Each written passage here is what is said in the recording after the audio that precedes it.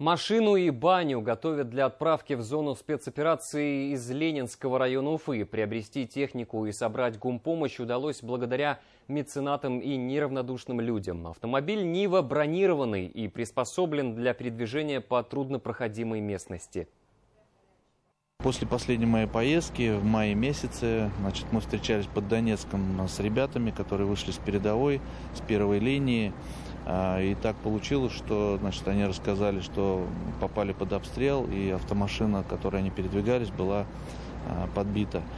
И есть такая возможность, данный военнослужащий, по позывному САПа, он приезжает 4 июля в отпуск, и мы ему передадим машину, эту Ниву, и баню, такую приятную возможность им передать этот груз. Мы постоянно отправляем на СВО нашим бойцам какую-то помощь в виде газовых баллонов, медикаментов, генераторов.